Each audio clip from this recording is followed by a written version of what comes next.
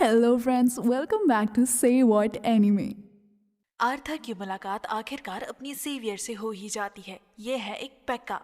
PEKKA धीरे धीरे चलकर आर्थर की तरफ आने लगती है और आर्थर डर कर पीछे भागना चालू कर देता है।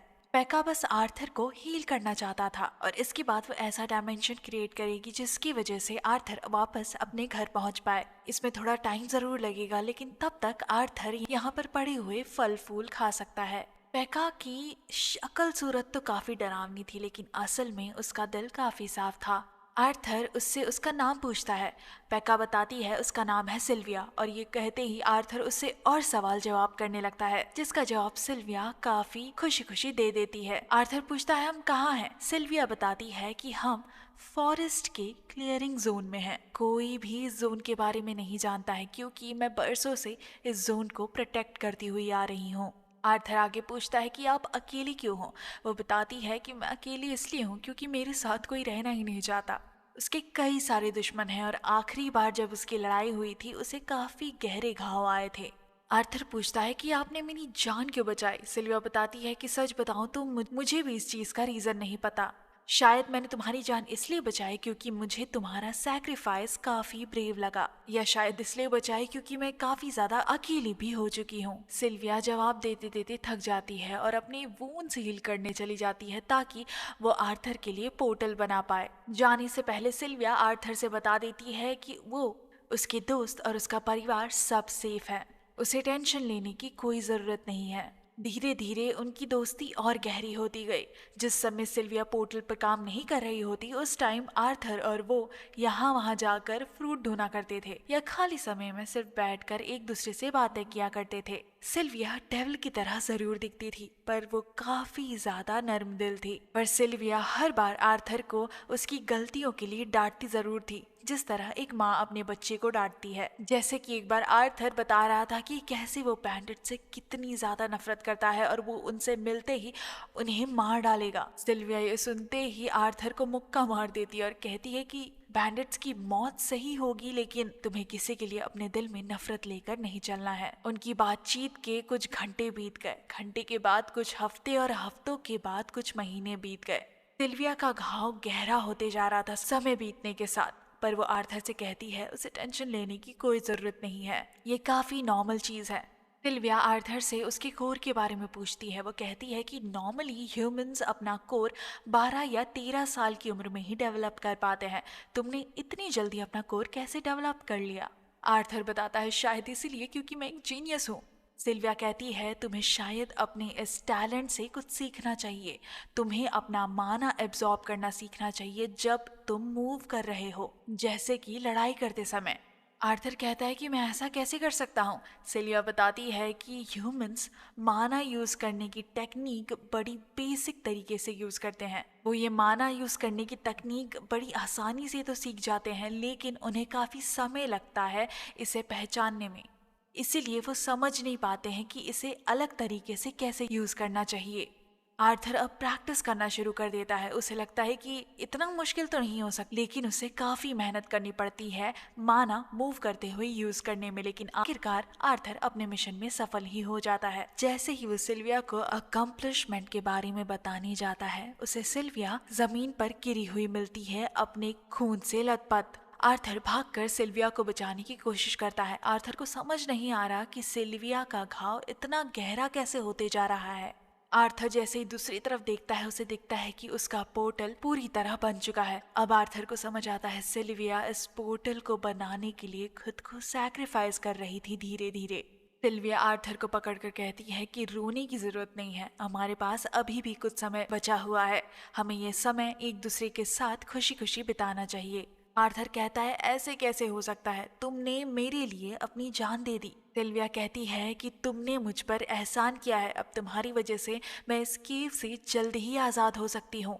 सिल्विया आर्थर को अपना असली रूप दिखाती है। सिल्विया एक सुंदर सी ड्रैगन थी।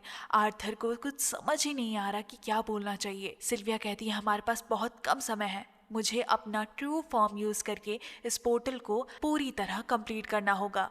लेकिन अब जब मैंने अपना असली फॉर्म दिखा दिया है, शायद मेरा पीछा करते करते वो लोग पहुंचने ही वाले होंगे।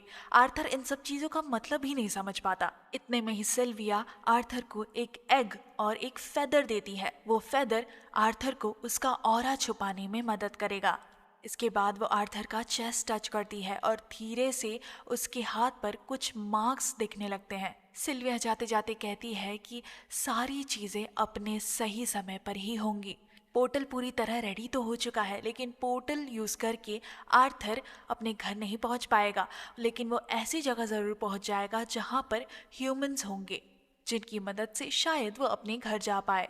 अचानक से वो केव टूटना चालू हो जाता है और धीरे धीरे अंधेरे में से आवाजें आना चालू हो जाती है। कोई सिल्विया को लेने आ चुका है। ये भी एक पैका है। सिल्विया जाते जाते टाइम फ्रीज कर देती है ताकि आर्थर पोर्टल से बाहर निकल पाए। सिल्विया आखिर में आर्थर को बताती है कि उसने उसके साथ समय बिताने के लिए टाइम फ्रीज किया था। सिल्विया जाते जाते कहती है कि मैं तुमसे आखिरी एहसान चाहती हूँ, तुम मुझे अपनी ग्रैंड मदर कहकर बुला सकते हो। आर्थर कहता है कि तुम्हें ये समय यहाँ से भागने के लिए इस्तेमाल करना चाहिए। पोर्टल खुल चुका है और तुम मेरे साथ आ सकती हो। सिल्विया कहती है इस चीज के लिए काफी देर हो चुकी है। वो आर्थर को पुश करके पोर्टल में ढकेल देती है। सिल्विया से दूर जाते जाते आर्थर सिल्विया को आखिरकार ग्रैंड माँ कहकर बुलाता है। आर्थर अब किसी अनजान सी जगह पर आ चुका है और उसका दिल बिल्कुल नहीं कर रहा है कुछ भी करने का। वो अभी भी उदास है कि उसे सिल्विया से दूर आना पड़ा। वो सिल्विया के साथ बिताए हुए पिछले 4 महीनों के बारे में याद कर रहा है। पर अचानक से आर्थर को सिल्विया की आवाज सुनाई देती है। आर्थर को लगता है सिल्विया ने सरवाइव कर लिया है, लेकिन नहीं। सिल्विया की आखिरी मेमोरी उस पोर्टल के थ्रू आर्थर को सुनाई दे रही थी। आर्थर अब थोड़ा इरिटेट होना चालू हो गया था, लेकिन सिल्विया कहती है कि तुम अभी सच जानने के लिए रेडी नहीं हो। आर्थर का शरीर बच्चे का है और उसका कोर लाल होते हुए भी आर्थर अभी सच्चाई को झेल नहीं पाएगा। मरने से पहले सिल्विया ने आर्थर के नाम अपनी विल कर दी थी, जिसमें लिखा था कि तुम अच्छे मजिशियन तभी बन पाओगे जब तुम इस चीज को अपने बेनिफिट के लिए ढंग से यूज कर पाओगे। आर्थर को इन सब चीजों से फर्क ही नहीं पड़ता है। वो असल में तो सिल्विया को जिंदा यहाँ देखना चाहता था। सिल्विया कहती है कि मैं समझ पा रही हूँ तुम कैसा फील कर रहे हो, लेकिन तुम्हारे पास तुम्हारे परिवार को बचाने की जिम्मेदारी है। मैं चाहती हूँ तुम ऐसे इंसान बनो जिसके माता पिता को उस पर काफी गर्व हो। सिल्विया कहती है तुम्हें और नई नई चीजें धीरे धीरे पता चलेगी जब तुम्हारा कोर ये फेस पास कर चुका होगा, तब उसे सारी चीजें समझ आ जाएंगी। आखिर में सिल्विया गुड बाय कहते हुए आर्थर को किंग ग्रे कहकर बुलाती है। आर्थर ये सुनते ही शॉक्ड हो जाता है। उसे समझ नहीं आता सिल्विया को उसकी असली आइडेंटिटी के बारे में कैसे पता चला। आर्थर सोचता है अब इन सब चीजों के बारे में सोचने का कोई फायदा नहीं है। आर्थर उठकर फॉरेस्ट में टहलने लगता है। वो एक पेड़ पर चढ़ता है और उसे समझ आता है कि वो एक आल्शर फॉरेस्ट के अंदर है। सिल्विया ने तो कहा था कि वो उसे ह्यूमंस के पास भेजने वाली है। आर्थर को समझ ही नहीं आ रहा कि वो यहाँ कैसे पहुंच गया। आर्थर गहरी सोच में ही होता है कि तभी उसे पीछे से एक आवाज सुनाई देती है। आर्थर भाग कर आगे जाता है और देखता है कि ये कुछ लोग एक सवारी लेकर जा रहे हैं। आर्थर खुश हो जाता है कि अब वो इनके साथ दोस्ती कर कर अपने गांव जा सकता है। जैसे ही आर्थर उनके थोड़े पास पहुंचता है, उसे कुछ चीजें सुनाई पड़ती हैं। आर्थर को पता चलता है कि ये लोग तो स्लेव ट्रेडर हैं। ये लोग काफी खुश हैं। ये लोग इसलिए इतनी खुशी मना रहे हैं क्योंकि इन्होंने एक फीमेल एल्फ पकड़ ली है, और स्पेशली ऐसी फीमेल एल्फ जो एक बच्ची है। आर्थर अब इनका सामना करने का सोचता है। वो जानता है वो अकेला इन चारों को हरा नहीं पाएगा, इसलिए वो धीरे धीरे उन्हें फॉलो करना चालू कर देता है। अब रात हो चुकी है और आर्थर एक बीज ले लेता है ताकि वो बीज फेंक कर इन चारों को डिस्ट्रैक्ट कर पाए। बीज फेंकते ही उस कैरेज को जो वुल्व्स कैरी कर रहे होते हैं वो अचानक से घबरा जाते हैं। किडनैपर्स आकर उनके वुल्व्स को काम करने की कोशिश करते हैं। आर्थर इसी बीच जाकर अपने पुराने वर्ल्ड का मेथड यूज करके अपने माना से एक मैजिक नाइफ बना देता है। उनमें से एक आदमी आर्थर को देख लेता है, लेकिन इससे पहले वो कोई आवाज कर पाए आर्थर उसका मर्डर कर देता है। अब वुल्व्स को खाना मिल चुका है।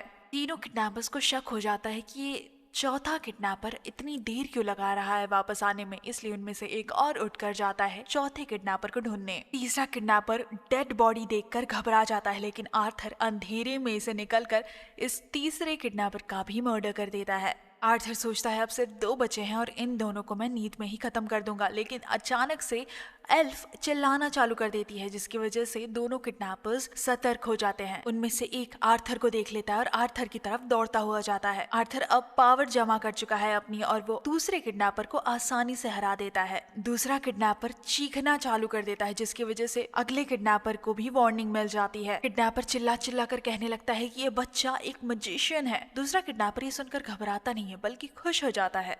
वो सोचता है कि अब इसे बेचकर तो काफी ज्यादा पैसे मिलने वाले हैं, इसीलिए वो अचानक से आर्थर को दिखाता है कि मैं भी एक मैजिशियन हूँ।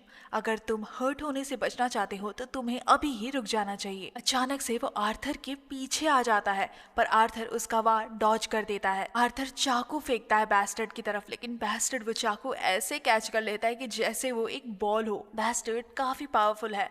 किसी तरह आर्थर उससे लड़ाई करने की कोशिश तो कर रहा है, लेकिन आखिरकार आर्थर को एक लात पड़ जाती है, जिसकी वजह से वो जमीन पर गिर जाता है। इसी बीच बाकी के 2 किडनैपर्स भी उसे जकड़ लेते हैं।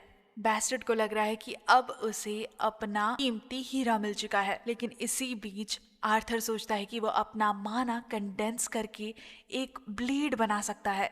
इसीलिए वो मैजिक कंडेंस करके एक बड़ा सा धमाका कर देता है। इसकी वजह से बैस्टर्ड को काफी ज्यादा गुस्सा आ जाता है। अब उसका कोई इरादा नहीं है आर्थर को बेचने का, बल्कि वो चाहता है कि आर्थर यहीं के यहीं मारा जाए। इससे पहले कि वो अपना नेक्स्ट मूव कर पाए, आर्थर उसे पीछे से वार करके खत्म कर देता है। अब सिर्फ इकलौता किडनैपर बचा है, जिसकी आर्थर आसानी से हत्या कर देता है।